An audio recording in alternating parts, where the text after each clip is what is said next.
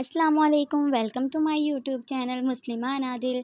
बिस्मिल्लाहिर्रहमानिर्रहीम। आज जो टॉपिक हम डिस्कस करने जा रहे हैं उसका नाम है ओटोमन डायनेस्टी, यानी कि हम आज पढ़ेंगे उस खिलाफत उस्मानिया के बारे में।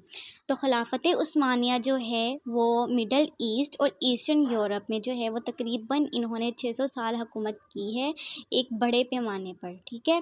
और ये जो है वो फर्स्ट फॉर्म्ड हुई थी 1299 में, और आखिरकार जो है इसका ज़वाल आता है या ये ख़त्म हो जाती है वो 1924 में ख़त्म हो जाती है। और हमारे पास ये सामने आती है एक मुल्क के रूप में जिसका नाम है तुर्की। ऑटोमन डायनेस्टी के जो फाउंडर थे उनका नाम था उस्मान।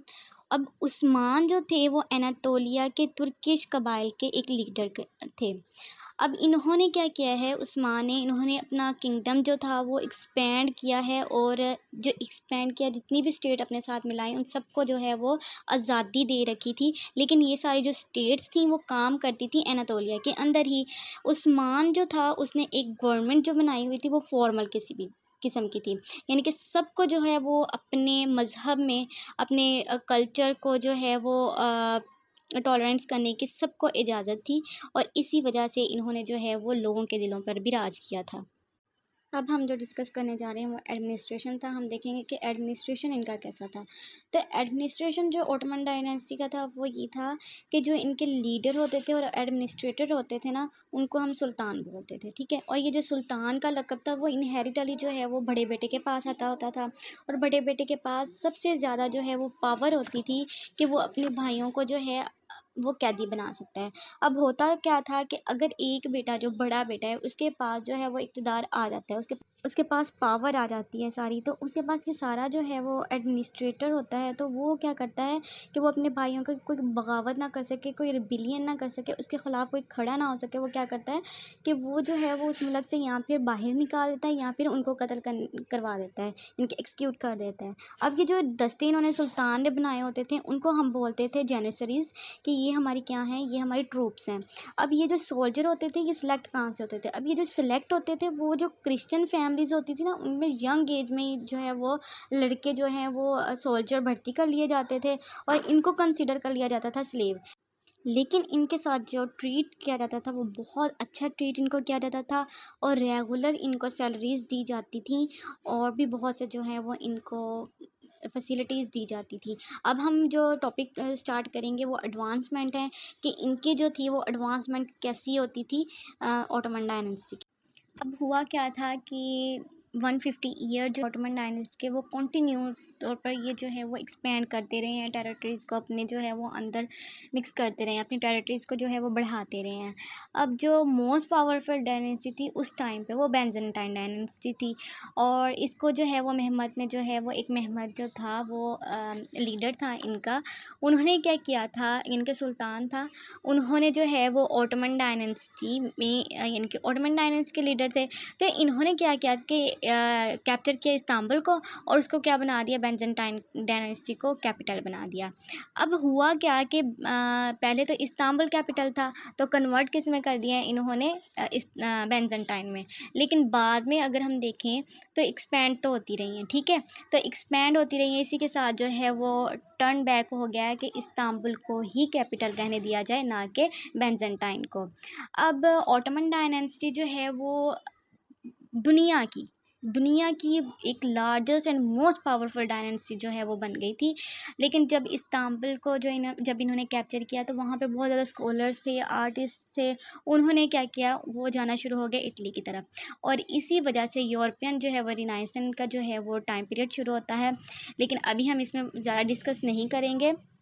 तो ये जो था वो यूरोपियन नेशन में जो है वो एक, अब देखें, काफ़ी जगह से शुरू हुए हैं और आएंगे भी जाएंगे भी, ठीक है। तो इस वजह से क्या होगा, ट्रेड एक चल जाएगी, लोग पूरी दुनिया से आना शुरू हो जाएंगे ऑटोमन डायनेस्टी की तरफ। तो इस वजह से इस एज को जो है वो हम कहते हैं कि यहाँ पे जो है वो एज ऑफ एक्सप्लोरेशन जो है वो शुरू होता है।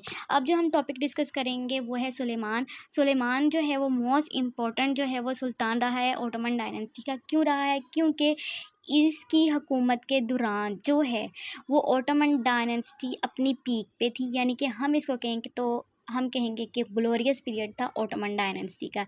इस टाइम पर एक्सपेंड भी बहुत हुई हैं, तकरीबन ईस्टर्न यूरोप तक, ग्रीक तक, हंगरी तक जो है वो इन्होंने एक्सपेंड किया है सुलेमान के दौर में। इसके बाद हम पढ़ते हैं इनका सोशल स्ट्रक्चर कैसा होता था। तो ओटोमन डायनेस्टी जो थी वो ऑर्गेनाइज थी कॉम्प्लिकेटेड सोशल स्ट्रक्चर से। कॉम्प्लिकेटेड सोशल स्ट्रक्चर की अगर हम बात करें तो वो क्यों था, क्यों, इस वजह से था कि उसमें बहुत बड़ी थी ये डायनेस्टी। दूसरा ये था यहाँ पे बहुत ज़्यादा नस्लों से ताल्लुक़ रखने वाले लोग थे। तीसरा ये था कि यहाँ पे बहुत ज़्यादा मज़हब जो हैं वो इकट्ठे हुए थे। अब ओटोमन सोसाइटी अगर हम बात करें तो वो दो मज़हब के दरमियान जो है वो डिवाइडेड थी। एक तरफ तो मुस्लिम थे और दूसरी तरफ क्या था, नॉन मुस्लिम थे। अब ये जो डिवीज़न हुई हुई थी, इनके बावजूद ओटोमन डायनेस्टी जो है वो स्मूथली तौर पर अपना फंक्शन जो है वो प्ले कर रही थी। अब अगर हम इनमें बात करें तो इनमें जो हैं वो soldier, scientist, poet, lawyers, मार्चेंट्स, artisan, farmers and herders भी शामिल थे। अब जो रिलीजियस था उसने बहुत ज़्यादा इम्पोर्टेंट जो है वो रोल प्ले किया था ओटोमन डायनेस्टी में। वो कैसे, क्योंकि ओटोमन जो थे वो ख़ुद तो जो थे वो मुस्लिम थे, लेकिन उन्होंने क्या किया था, उन्होंने ये काम किया था कि उन्होंने किसी को फोर्स नहीं किया था। जहाँ पे एक्सपेंड करते थे, जिसको कनकर करते थे, उसको मजबूर नहीं करते थे कि तुम लोग जो हो वो इस्लाम को कबूल कर लो या इस्लाम के मज़हब में जो है वो कन्वर्ट हो जाओ। इन्होंने इजाज़त दी हुई थी क्रिश्चियंस को, ज्यूज़ को, कि वो आज़ादाना तौर पर अपने इबादत कर सकते हैं। और इसी वजह से जो है वो रिलीजियस में बहुत ज़्यादा इंपॉर्टेंट रोल किया देते थे। अगर हम इसके ड्रेसिंग की बात की जाए तो वो जो हैं ओटोमन डायनेस्टी के लोग एक फर लाइन एम्ब्रॉयडर्ड काफ्तान होता था जो कि ये पहना करते थे। अब अगर हम इसके आगे बात इसके डिक्लाइन की या ज़वाल की, तो इसका जो डिक्लाइन था वो होना शुरू हो गया था 60s में, यानी कि 600 में।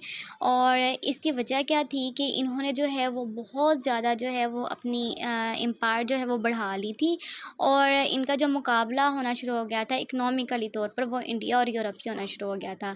अब एक तो ये प्रॉब्लम थी, दूसरा ये प्रॉब्लम था जो इनके इंटरनल करप्शन आ रही थी और पुअर लीडरशिप सामने आ गई थी, जो कि वो इतनी ज़्यादा जो है वो इन्होंने एक्सपेंड किया हुआ था अपनी एम्पायर को, वो संभाली नहीं जा रही थी।